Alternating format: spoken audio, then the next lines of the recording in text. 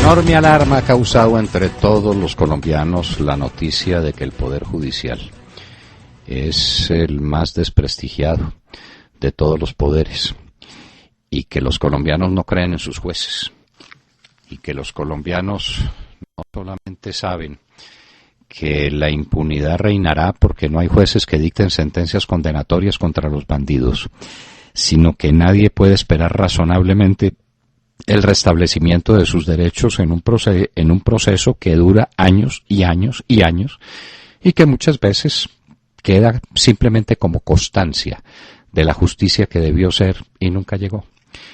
El pueblo colombiano no cree en los jueces. El pueblo colombiano tiene miedo del Poder Judicial. El pueblo colombiano no respeta a sus jueces. Y todas estas trágicas circunstancias que debieran ser motivo de honda preocupación de las altas cortes, para que se dedicaran toda su energía, toda su capacidad a recuperar el terreno perdido y a volver a conquistar el corazón de los colombianos, sin la cual reconquista no hay país que valga. En lugar de eso aparecen decisiones como las que tomó ayer un magistrado del Tribunal Administrativo de Cundinamarca, que es una vergüenza para la nación, por donde se la mire. Este magistrado, que uno no sabe cómo es magistrado, porque viene de La Guajira, y muy respetable que venga de La Guajira un magistrado al Tribunal de Cundinamarca, siempre y cuando tuviera condiciones para ello y siempre y cuando no viniera perseguido por un escándalo por corrupción que le valió la destitución como tal magistrado, que logró evadir después con una acción de tutela. Es especialista en esta clase de movimientos el señor magistrado. Pues este magistrado llega al Tribunal de Cundinamarca y produce una sentencia que no la produce una persona completamente cuerda y sensata y equilibrada, no. Algo le pasa a este magistrado que hace de él una persona absolutamente incapaz de administrar justicia. Y toma unas decisiones en medio de una situación incomprensible. Para empezar, acepta una agencia oficiosa que alega un ciudadano cualquiera, contratista del distrito para más señas, cuando todo el mundo sabe que el señor Gustavo Petro está en un determinado sitio, rodeado de abogados, lleno de aparato judicial, de aparato jurídico, capaz de interponer 1 o 1000 tutelas en contra de las decisiones que lo afectan. Lleva meses y meses, y este es un hecho público y notorio de esos que no necesitan prueba, evadiendo una acción de revocación por parte de los ciudadanos a través de la interposición de recursos y recursos y recursos y recursos. Y a este magistrado le parece muy normal que esa persona tan ducha y tan hábil para interponer toda clase de acciones judiciales necesite un agente oficioso. Ese es el primer gravísimo contrasentido. Pero además ese señor tiene que saber que la providencia que va a dictar beneficia al que es, en último término, el patrón de su mujer. El acueducto depende directamente de la alcaldía, del alcalde. El alcalde preside la junta directiva del acueducto y esta señora es alta funcionaria del acueducto. De manera que no tiene el menor empacho, no vacila, ni menciona el tema de que su mujer es una subalterna de quien se beneficia con su decisión. No hay para qué hablar, al que teníamos unos juristas que hablaban de si se causa el impedimento y cabría la recusación. No, esto es simplemente repugnante. Es que da asco. Un juez no puede favorecer a su esposa en un proceso judicial. Eso no necesita artículo especial, que desde luego existe el artículo especial, pero no hay para qué hacer otro análisis. De manera pues que ni agencia oficiosa, ni puede ser que este magistrado sea juez en la causa que favorece directamente al jefe de su mujer, de ningún modo. Y este señor toma una decisión sorprendente. En una acción de tutela que está prevista en el artículo 86 de la Constitución como una acción extraordinaria que tiene un término perentorio de 10 días, decreta una suspensión provisional que está prevista no para estas acciones de tutela, ni más faltaba. ¿Qué suspensión provisional se necesita para una acción de tutela? Ninguna.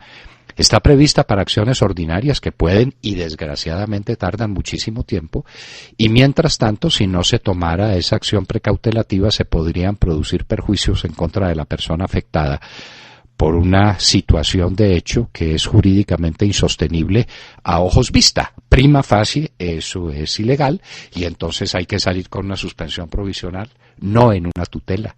En las tutelas no hay suspensiones provisionales. La tutela tiene un plazo máximo de 10 días. ¿Cuál suspensión provisional? Aquí, mientras miró el expediente, uno tiene que suponer que miró el expediente, aunque es visible que no lo miró, porque la misma providencia dice que no conoce la resolución final del Procurador General de la Nación y sin embargo la suspende. Suspende un acto del procurador que no tiene a la vista y que no lo conoce, sino que ha oído por la radio que ese acto se dictó. ¿Esto qué es? ¿Esto qué es? Quod non est in actis non est in mundo, nos enseñaban en la universidad y le enseñábamos a nuestros alumnos en derecho probatorio. Lo que no está en el proceso no existe. ¿Dónde está el acto que está acusado y el acto que se suspende? No existe en el proceso, y lo dice el propio magistrado.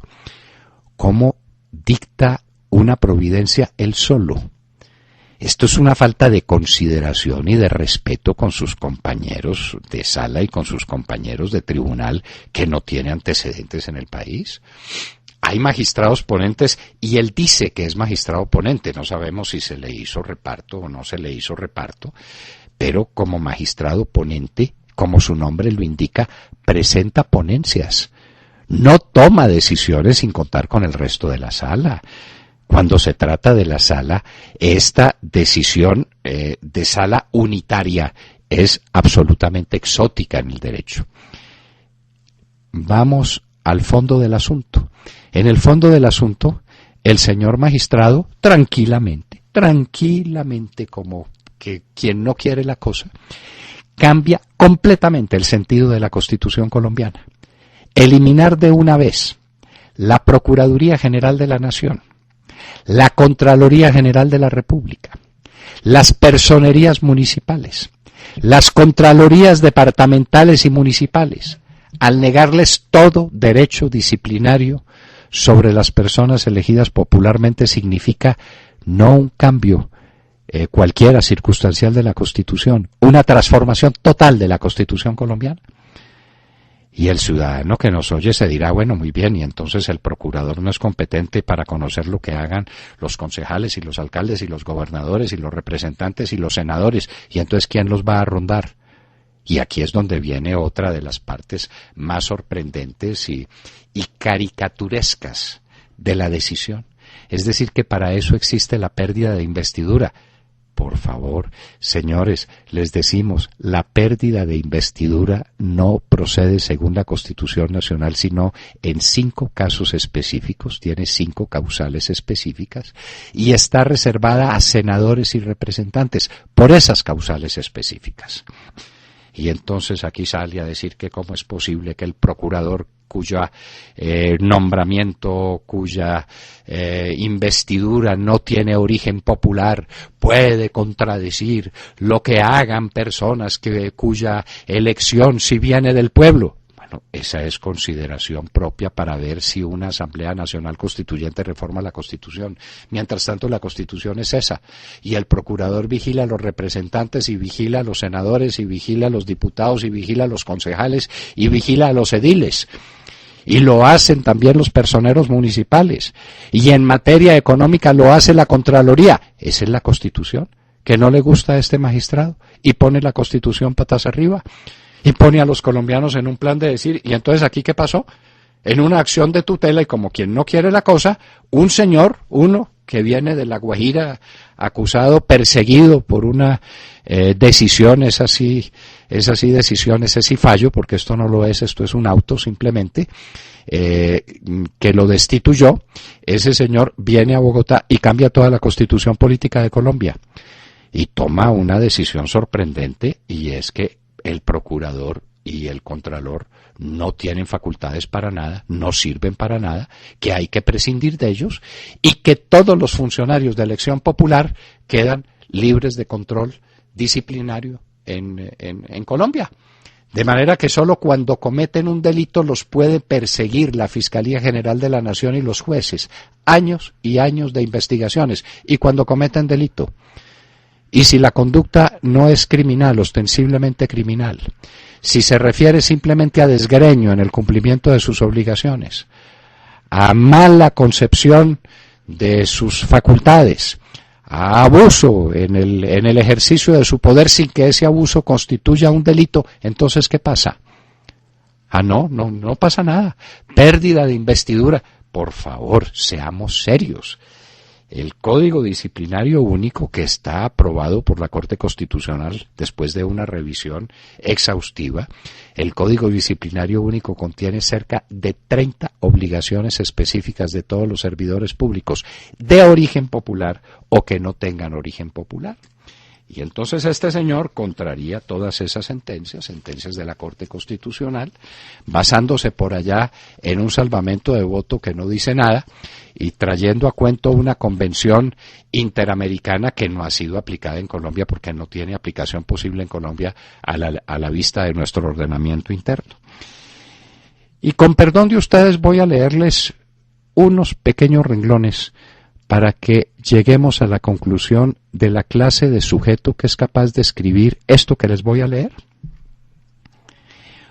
Cuando esa norma superior está hablando de la Constitución que le da facultades al procurador para disciplinar a todos los servidores públicos del país, hace alusión a los servidores públicos de elección popular, ha de entenderse que se refiere a todos aquellos servidores públicos de origen en elecciones populares, pero diversos a los miembros de las corporaciones públicas. Es decir, Cantinflas no era capaz de escribir una cosa de estas. De manera que la Constitución dice que el procurador tiene la facultad indiscutible, indubitable, esto no lo pone en duda nadie, la Corte Constitucional lo ha confirmado, de reglar disciplinariamente la conducta de todos los servidores públicos de origen popular, salvo los miembros de las corporaciones públicas. Y con un problemita adicional, y es que Gustavo Petro no es miembro de una corporación pública, sino que es alcalde y gobernador. Entonces, justifica que también a los alcaldes y gobernadores se les aplique esa norma. Y dice, en otras palabras, el procurador tiene competencia disciplinaria respecto de todos los servidores públicos, incluidos los de origen en elecciones populares, diversos a los miembros de las corporaciones, vale decir, gobernadores y alcaldes distritales y municipales. Este hombre está en sus 5 sentidos. El que escribe una cosa así puede ser magistrado de cualquier cosa. El País ha tenido ayer una noticia que se vio espectacular porque interrumpe el proceso normal de destitución de un alcalde que es destituido por ser un mal alcalde. Y que alarga un proceso que le hace un daño gigantesco a una ciudad que está ahora al garete, manejada por nadie. Hasta ahí va la cosa. Cuando uno lee esto, entonces llega a la conclusión de que quien ha tomado esa providencia es un hombre que no está en sus cabales, no puede estarlo, y que atiende la petición que le hace a un señor que es contratista del distrito y que resuelve la situación del jefe de su mujer. Señores, lo que pasó ayer con esta decisión del magistrado, supuestamente magistrado ponente y que terminó dictando una suspensión provisional que no procede, un señor que se llama José María Armenta Fuentes, es el mayor escándalo judicial en la historia de Colombia. Vamos a ver qué sucede, vamos a ver si el Tribunal de Cundinamarca tiene sentido de vergüenza, sentido del decoro, si restablece las cosas en su punto y si rechaza in limine esta tutela, entre otras cosas porque no ha sido presentada por aquel cuyo derecho se está discutiendo.